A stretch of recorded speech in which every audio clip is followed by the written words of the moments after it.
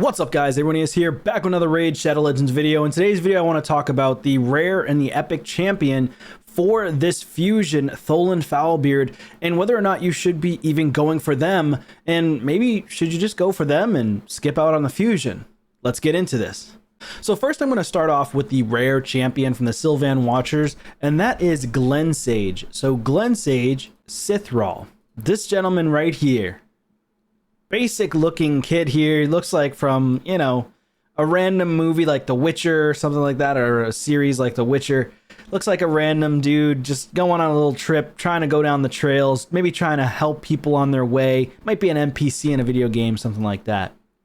Right, so this guy on the A1, 35% chance to place a decreased accuracy for 2 turns, small version on the enemy. It does book out to a 50% chance with books. On the A2, he does a heal reduction, 100% heal reduction on all enemies, and that is a book out to 75% chance on a 3-turn cooldown. So, of course, if you get the mastery, if you want to go all the way down to Fearsome Presence, it's going to go for an 80% chance to book that. Let me see really quickly. Yeah. So 75%, yes, plus 5% has an 80% chance to land. Heal reduction, 100%. It's okay. Then on the A3, places a block debuff buff on all allies for 1 turn, fills the turn meter of all allies by 15%, which is not bad. On a 4-turn, though, is a little bit long, I will say. I wish it was a 3-turn, but maybe that would make him more like an epic champion. But that's probably why they made him a 4-turn instead of a 3-turn. There is another champion in the game that you can get very early on, and I believe it's Spirit Host. Let me see if I even have a copy of her, but I want to read her kit here. Yes, Spirit Host, here she is. So Spirit Host, very similar ability here. Here it is. Removes all debuffs from all allies. Places block debuffs for 1 turn on all allies. This is much stronger in my opinion because it removes all debuffs as well on a 4-turn. And she does not have an increase ally speed by 15%, but she does remove all debuffs instead. And then she has an ally speed aura in all battles. So that's actually pretty strong in my opinion. So let's go back to Glensage again really quickly and take a quick look back at his kit here. I think he's still pretty decent. He doesn't have an aura though, which kind of stinks. Like, I wish they gave him a 10% speed aura. That would have been the icing on the cake, since he is a void rare rather than a non-void. So he's a decent champion. He's going to be great for early game progression to mid game progression for normal faction wars, for this faction in particular, because there's mostly support-based champions in this faction for the Sylvan Watchers, so it can be difficult to get your damage out there. Since he has an AoE, you can also potentially put him in a stun set, which will allow the enemies to be crowd controlled, which is really great for your other allies to take turns, and then alongside him, being able to fill turn meters is very, very strong, and place the block debuffs. You could also potentially put him in a 4-piece protection and a 4-piece stun set. So not bad, because with a 4-piece protection, although albeit not the strongest, it's still a potential chance to place a protected buff. And you have a 25% chance to place a protected buff on what? The block debuffs. That's where you want to place it on. So it's not bad, and then he has a decreased accuracy, which is not the strongest out there. But if you wanted to go into a blessing, if you had something, there is a couple of blessings here that will allow you to change the low version to a high or strong version of that similar debuff. I think it's Nature's Bounty. Yeah, Nature's Bounty. Whenever this champion applies a poison 2.5%, where is it? A decreased accuracy. There it is.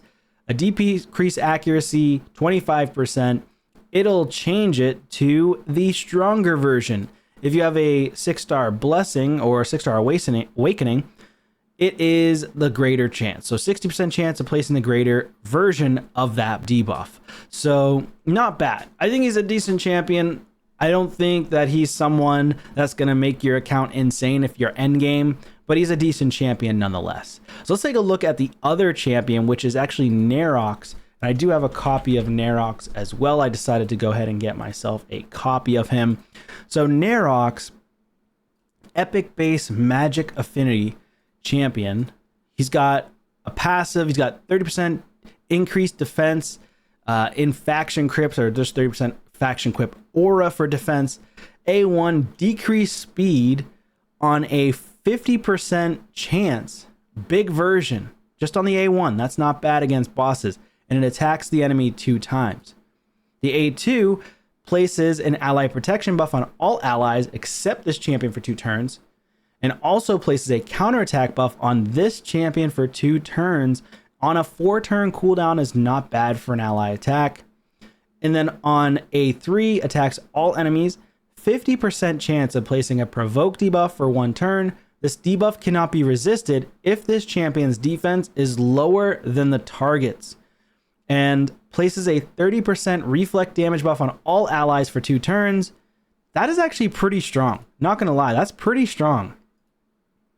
He's gonna be pretty good for the hard mode faction wars, to be honest.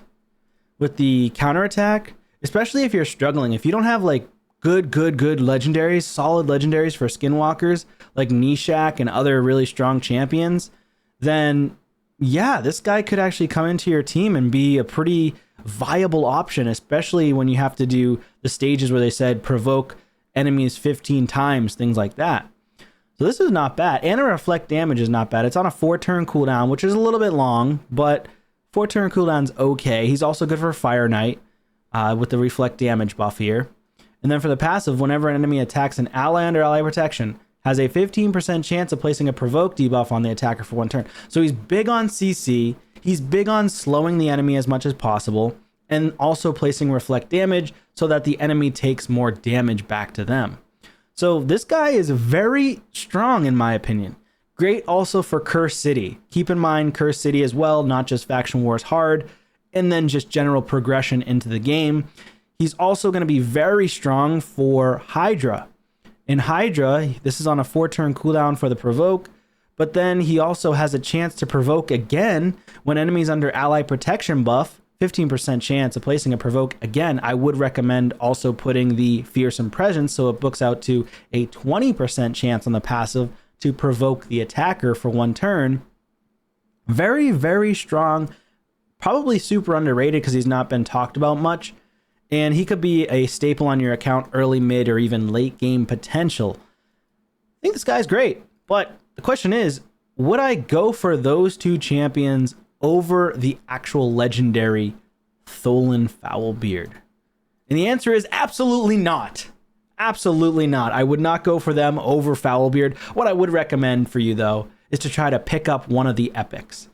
1 Narox just to help you out in Faction War hard mode, in Faction War normal mode, or in Curse City or general progression like Hydra low end if you're struggling in that area of the game.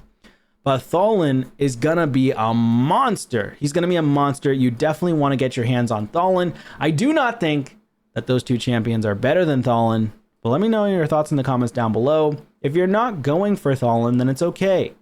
You can go for the rare and the epic, and at least get yourself something and stockpile your resources for the upcoming fusion. Thank you so much for watching, and I'll see you on a video soon. Take care.